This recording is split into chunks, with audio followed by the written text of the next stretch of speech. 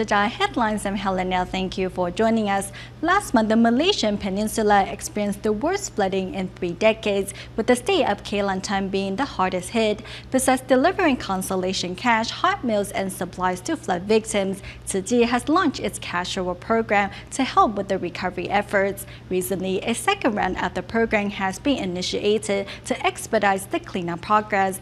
But first, we go to the state of Perak to check on residents living by the Perak River, whose homes remain submerged in floodwaters nearly a month later.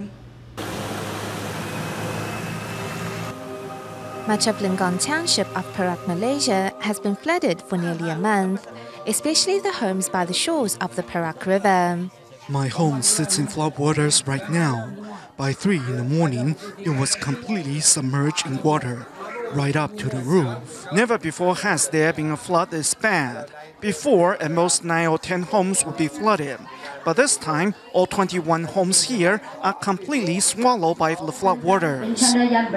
Residents are now taking refuge in a shelter. Tzu Chi volunteers have dropped by to deliver consolation cash and at the same time teach them the lesson of daily acts of kindness through making bamboo bank donations. Over in the hard-hit Kelantan, Tzu Chi decided to launch another round of cash for work to aid the recovery efforts. We saw that many people have cleared out their garbage, but no one is picking it up. It will be a serious health hazard and also blocks the passage of vehicles. Thanks to Tzu Chi's program, flood victims can make money to purchase the items they need, while also cleaning up the communities, which is why Abu Bakar has never missed an opportunity to participate. Abu Bakar lost his home to the flood, and now his family of 5 is living inside a tent. It's very hard for my children to study inside a tent, as there is no light inside. They can only rely on the light from the street lamp. If we can only have a home once more, then my children will be able to study with ease. Because many families here share the same fate, Tzu Chi will begin its long-term care to help the flood victims rebuild. In Manek Urai, the mud left by floodwaters has dried up and should be removed before it causes more problems. Thus, Tzu Chi volunteers have launched a second round of cash for work to get the job done.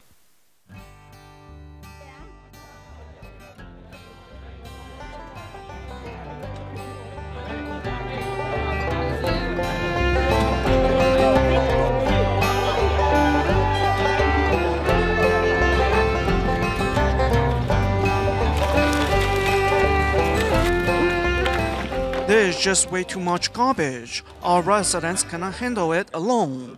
If there are more cash for work programs, that would be wonderful.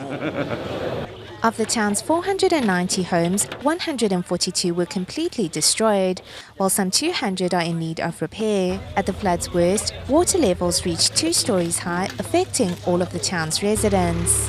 Now united by Tzu Chi, residents stand together as one in rebuilding their town.